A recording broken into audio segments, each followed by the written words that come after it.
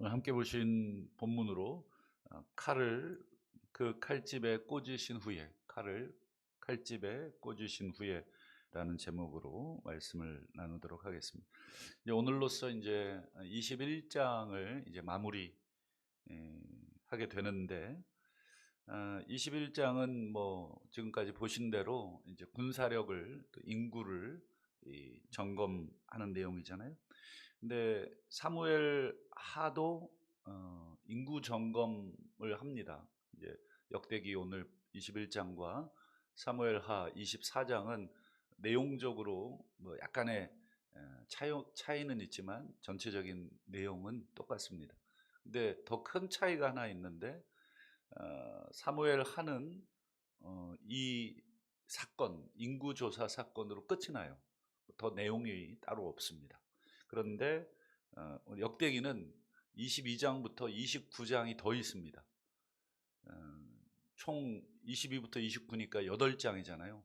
이 8장 내용을 이제 조금씩 기회되는 대로 보겠지만 전부 무슨 내용이냐면 전부 성전에 관련된 내용입니다. 오늘 그래서 오늘 본문의 이 마지막 요 21장 마지막 요 부분이 어떤 의미가 있는가 한번 그 부분을 우리가 한번 보려고 합니다. 이제 하나님께서 이제 천사들을 통해서 다윗이 선택한 대로 여호와의 칼을 받아요.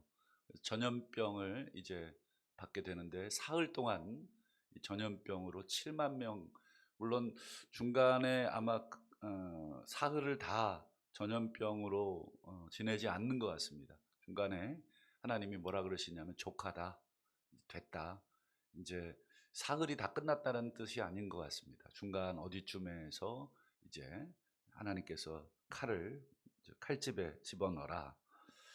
어쨌든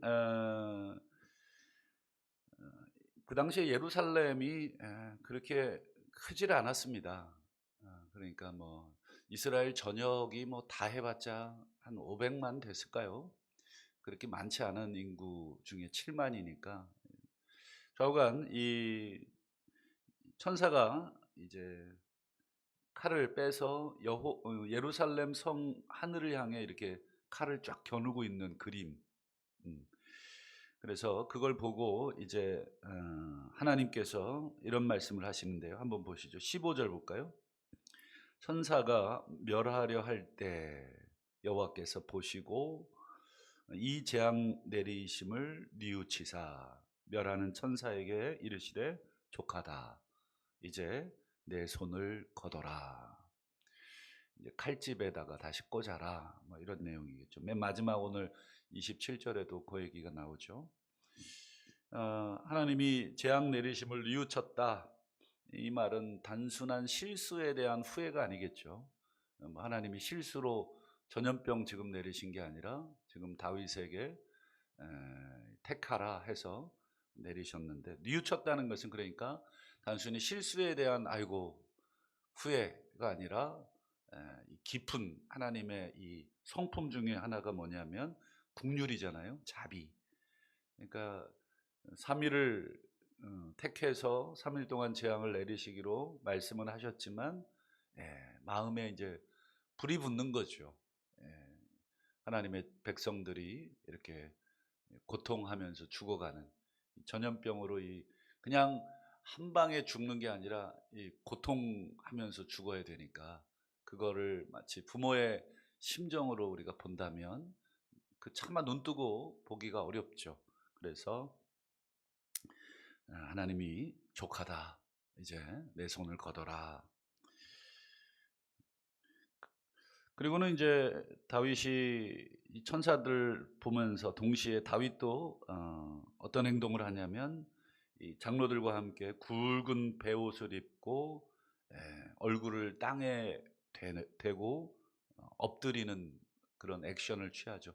이 두 가지 액션은 슬픔을 표현하는 것입니다. 베옷을 입고 얼굴을 땅에 대고, 물론 또 한 가지가 있죠. 뭐 이렇게 막 티끌을 뿌리는 액션도 하지만 여기서는 두 가지만 기록이 되어 있습니다. 깊은 회개를 하면서 이 회개의 기도를 올리는데 그 내용이 17절입니다. 한번 보실까요? 명령하여 백성을 계수하게 한 자가 내가 아닙니까? 범죄하고 악을 행한 자는 곧 납니다. 나의 하나님 여호와여, 주의 손으로 나와 내 아버지 집을 치시고 주의 백성에게 재앙을 내리지 마옵소서. 그러니까 아마 다윗은 전염병에 안 걸린 것 같아요. 그러니까 다윗의 마음이 더 괴로울 것 같습니다. 차라리 본인이 어, 잘못했으니까 이제 본인이 재앙을 받아야 되는데 본인은 멀쩡하고, 우리 다 코로나 걸려 보셨죠? 코로나 안 걸리신 분도 여기 몇 분 계신 것 같은데, 참 이게 고통스럽습니다. 자기 죄로 인해서 지금 다른 사람이 고통을 받는 것을 보는 것은 더 괴롭습니다. 차라리 그냥 내가 내 죄값을 치르는 게 속이 편하죠. 근데 여기 다윗의 기도를 쭉 보면 뭐가 계속 반복되어 있냐면 자기 자신이 강조되어 있죠. 내가 그렇게 계수하지 않았습니까? 악은 내가 행했습니다. 그리고 주의 손으로 나와 내 아버지 집을 치십시오. 참 모든 책임이 자기에게 있습니다. 누구랑은 좀 많이 다르죠. 책임을 전가하는 누구와는 참 다르죠. 참 이게 쉽지 않습니다. 자기가 책임지겠다. 뭐 말은 평소에 생각은 이렇게 쉽게 할 수 있는데 막상 그 상황에 딱 처하게 되면 뭐 온갖 변수들이 다 떠오릅니다. 그래서 음, 내가 책임지고 나를 쳐달라 그러든지, 내가 책임지고 물러난다든지, 뭐 이런 말을 한다는 것이 보통 쉬운 게 아닙니다. 보통 어려운 게 아니죠. 좌우간 이 다윗은 모든 책임 저한테 있는데 하나님, 진심으로 아마 이 기도를 드렸을 겁니다. 그러자 이제 하나님께서 이제 다윗에게 이제 이 죄를 속할 수 있는 방법을 지시하십니다. 한번 18절을 보실까요? 다윗은 올라가서 여부스 사람 오르난의 타작마당에서 여호와를 위하여 제단을 쌓으라. 이게 이제 하나님의 명령이죠. 회개하고 있는, 자신을 쳐달라 그러고 내 책임이라고 회개하고 있는 다윗에게 오르난의 타작마당으로 올라가라. 거기서 제단을 쌓아라. 한마디로 이 장소까지도 하나님께서 지정하고 있는 모습이죠. 이 여부스라고 하는 건 예루살렘의 옛 지명입니다. 옛 지명, 그러니까 예루살렘 사람 오르난의 타작마당에 단을 쌓아라. 그래서 다윗이 이 오르난의 타작마당으로 급히 가게 되죠. 그리고 오르난도 이 천사들을 봅니다. 그래서 4명의 내 아들들과 함께 무서워서 숨어 있죠. 그러다가 다윗 일행이 자기 타작마당으로 오는 것을 보고는 이렇게 나가서 맞이합니다. 그리고는 이제 다윗과 오르난의 대화가 이어지는데 22절을 볼까요? 이렇게 얘기합니다. 이 타작하는 것을 너는 상당한 값으로 내게 넘기라. 상당한 값으로라고 하는 요 표현을 직역을 하면 이 그 뭐라 그럴까, 어떻게 표현해야 되나요? 그 당시에는 이제 은으로 이 거래를 했거든요. 우리 예전에도 우리나라도 조선 시대 뭐 동전 생기기 전에 은좌로 이렇게 물건 거래했듯이 은으로, 여기서 상당한 값이라고 하는 것은 이 그 당시에 통용이 되는 거래가가 있지 않겠습니까? 그 당시에도. 그러니까 완전한 금액. 이거 내가 왕이니까 아이고 뭐 저기 뭐 깎아준다든지 아니면 무상 임대를 해준다든지 뭐 이런 거 말고 통용되는 그 값으로 완전하게 내가 치르겠다, 이런 뜻입니다. 너는 상당한 값으로 내게 넘기라. 내가 여호와를 위하여 여기 한 제단을 쌓으리니 그리하면 전염병이 백성 중에서 그치리라. 이 타작마당에 제단 쌓으라는 말은 이제 내가 이제 전염병을 멈출 것이다라고 하는 이제 하나님의 말씀이었고, 그래서 그 가서 제단을 쌓기 위해서 오르난과 이제 이 타작마당 값을 치르는 것이죠. 이 오르난의 입장에서는 왕이 뭐 내가 돈 주고 살게라고 해도 뭐 형식적으로라도 뭐라고 얘기해야 됩니까? 아유, 그럼 얼마예요? 막 이렇게 즉각 대답할 수 있나요? 잘 그렇지 못하죠. 그래서 오르난이 아니라고, 그냥 내가 왕께 다 드리겠다고, 이 타작마당에 쓰는 도구도 드리고 곡식도 소제물로 드리고 또 이 곡식을 떠는 이 소도 번제물로 다 드리겠다고.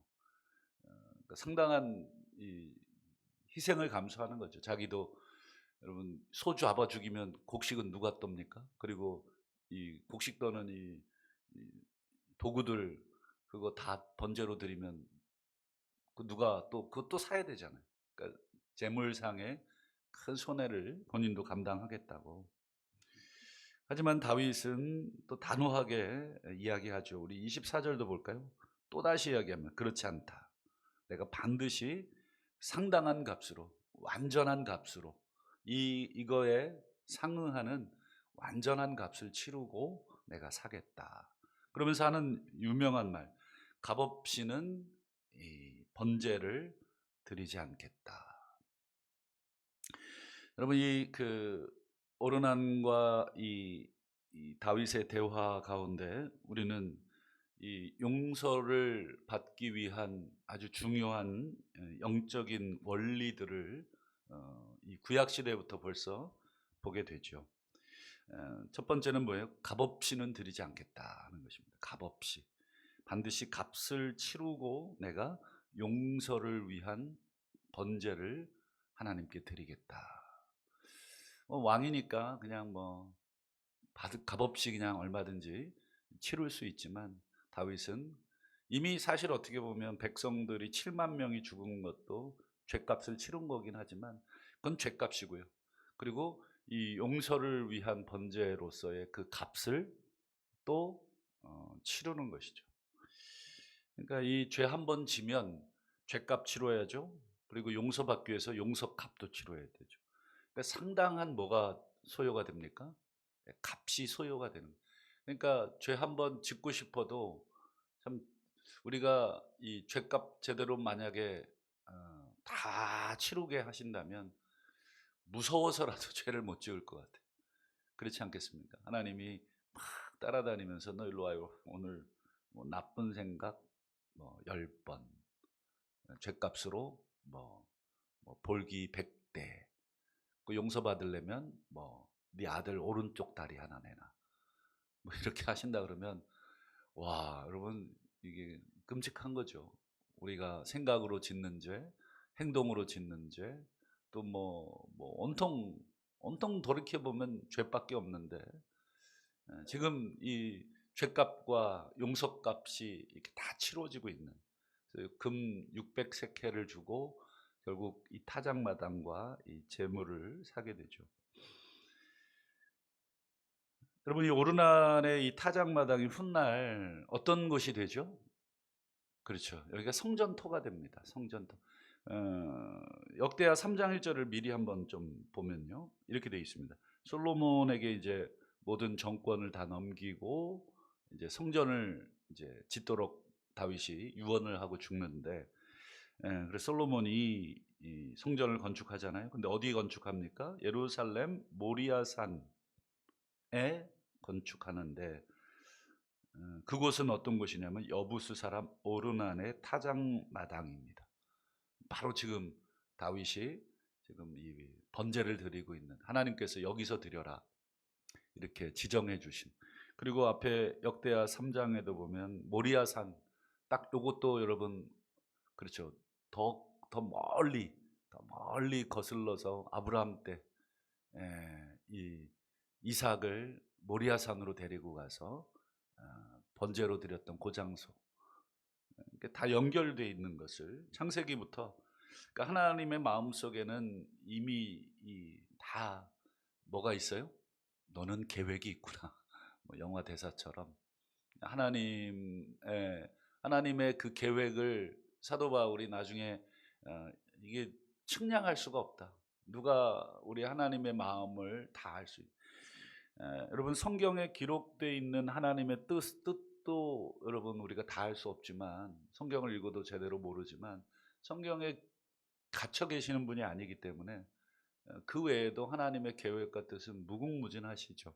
그래서 이 역대하 3장에 이 바로 지금 이곳이 훗날 성전터가 되고 그 성전터가 뭐가 됩니까? 여러분 어떤 곳입니까? 그렇죠. 백성의 죄가 사해지고 용서받아지는 그 용서의 장소.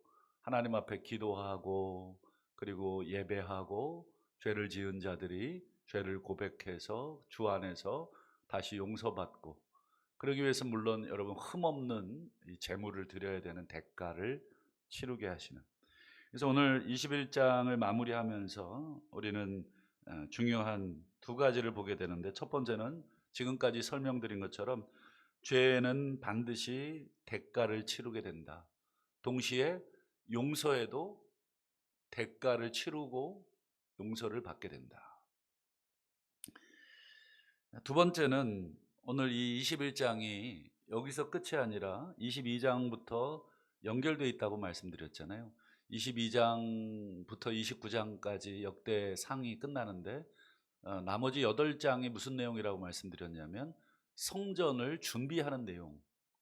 오늘 21장이 지금 성전이라고 명확하게 얘기하진 않지만 지금 다윗이 지은 죄를 용서받기 위해서 번제가 드려지는 장소로 하나님께서 낙점하셨고 지금 그 장소가 이제 훗날 역대하 3장에서 보신 것처럼 성전이 되잖아요. 그 사이에 지금 다윗이 성전을 준비하는 내용이 역대상 22장부터 29장입니다. 그러니까 오늘 이 내용은 이 성전의 필요성, 성전은 우리의 죄가 용서되어지는구나. 우리 아마 역대상 우리 서두에 그런 말씀을 드렸는데 이 역대상의 이 수신자는 포로에서 돌아온 백성들이에요. 포로 생활을 이미 경험하고 돌아온 백성들. 돌아와 보니까 집이고 밭이고 뭐 땅이고 다 황폐되어 있는데 그 중에 여호와의 성전도 황폐되어 있는 것이죠. 그래서 성전을 재건하죠. 그래서 누가 재건을 하냐면 스룹바벨이라고 하는 사람을 중심으로. 그래서 두 번째 성전, 제2성전이라고도 하고 스룹바벨 성전이라고도 합니다. 제1성전은 이제 솔로몬 성전이고요. 그래서 어쨌든 포로민들이 돌아와서 제일 먼저 뭐부터 걱정하겠습니까? 먹고 사는 문제부터 걱정하죠. 목구멍이 포도청이잖아요. 제일 무섭죠. 먹고 사는 문제, 자유로운 사람은 아무도 없기 때문에. 그러다 보니까 자연히 이 성전을 재건하는 일은 자꾸 후순위로 밀리게 됩니다. 우리도 한번 생각해 보세요. 교회 일이 먼저인가요? 집안일이 먼저인가요? 아무래도 집안일이 먼저죠. 그러다 보면 예배를 우리는 이렇게 좋은 공간에서 드리고 있지만 거기는 우리는 이런 건물로서의 예배당이 아니라 거기는 성전으로서의 건물이잖아요. 훨씬 의미가 중요하잖아요. 그렇기 때문에 그럼에도 불구하고 자꾸 삶의 우선순위에서 밀리게 되거든요. 그러니까 이 기록은 굉장히 중요한 기록이죠. 이게 죄의 문제가 해결되려면 성전이 중요한 개념이구나. 성전을 지어야 되는구나. 이 돌아왔던 포로민들의 의식을 바꾸어 주는 아주 중요한 사건입니다.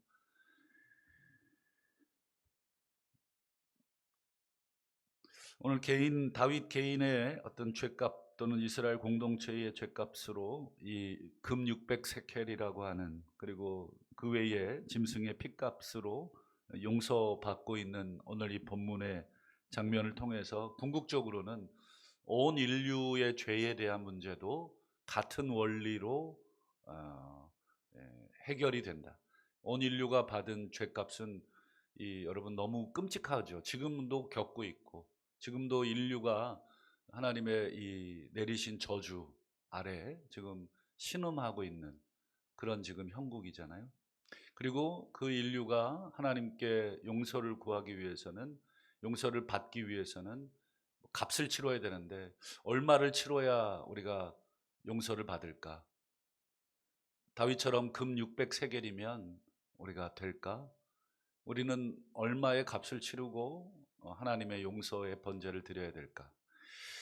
여러분, 불가능하죠. 인간이 우리 하나님을 향해 지은 죄를 우리가 값을 치르고 용서의 번제를 우리가 드린다는 건 불가능합니다. 그래서 그 용서조차, 용서의 값조차 하나님께서 치르신다 하는 게 성경의 주된 은혜의 속죄 원리입니다. 그래서 로마서 3장 24절을 한번 보실까요? 여기 보면 하나님의 은혜로 값없이 의롭다 하심을 얻은 자가 되었다. 의롭다는 게 이제 죄의 문제로 다 해결이 됐다, 이렇게도 해석할 수 있으니까. 근데 여기 보면 하나님의 은혜로 값없이, 이 말은 뭐 아무런 값을 치르지 않아도 용서가 된다는 뜻이 아니라, 이건 우리 인간 편에서는 은혜고 값없이이지만 하나님 편에서는 값없이가 아니라 엄청난 값을 치르고죠. 그러니까 다윗이 치러야 했던 그 용서의 값을 지금 하나님이 치러주는데, 그 값이 어디 나오냐면 이어지는 로마서 3장 25절에 나옵니다. 이 예수를 하나님께서 그의 피로써 화목제물로 세웠다.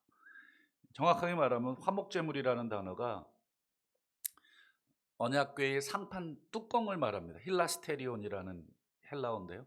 그 힐라스테리온이라는 요 단어가 언약궤를 덮고 있는 상판 뚜껑을 말합니다.